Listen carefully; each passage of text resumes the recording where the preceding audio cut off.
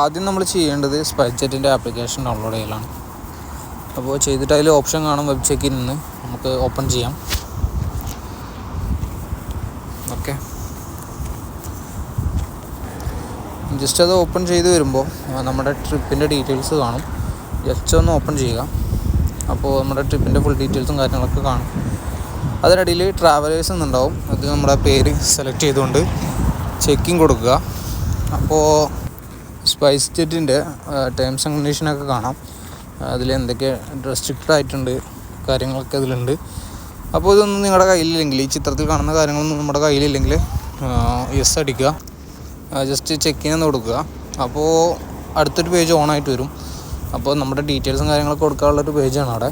അപ്പോൾ ടോട്ടലി നമ്മൾ ടിക്കറ്റ് എടുക്കുമ്പോൾ കൊടുത്ത ഡീറ്റെയിൽസൊക്കെ അവിടെ വരും. അതിന് പുറമെ നമുക്ക് പോകേണ്ട ഡെസ്റ്റിനേഷനും അതിൻ്റെ പിൻകോഡുമാണ്.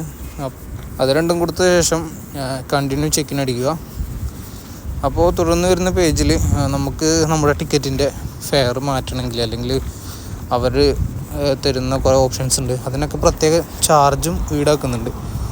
അതൊക്കെ വേണമെങ്കിൽ നമുക്ക് അങ്ങനെ ഓപ്ഷൻ സ്പൈസ് മാക്സ്, അതുപോലെ തന്നെ സ്പൈസ് പ്ലസ്, അങ്ങനെ കുറേ ഓപ്ഷൻസ് കാര്യങ്ങളൊക്കെ ഉണ്ട്.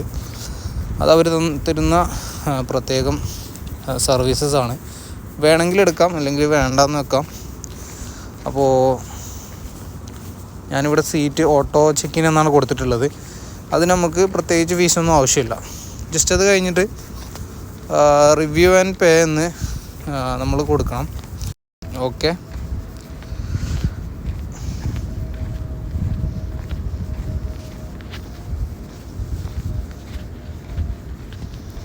ഇതല്ലേ you have checked in successfully.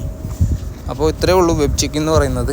അപ്പോൾ ഇത് ചെയ്തെന്ന് കരുതിയിട്ട് നമ്മൾ എയർപോർട്ടിലെ അവരുടെ സ്പൈസ് ജെറ്റിൻ്റെ കൗണ്ടറിൽ പോകാതിരിക്കണമെന്നില്ല. നമുക്ക് ഫിസിക്കലായിട്ടുള്ള ബോർഡിംഗ് പാസ് കിട്ടണമെങ്കിൽ നമ്മൾ അവിടെ തന്നെ പോകണം.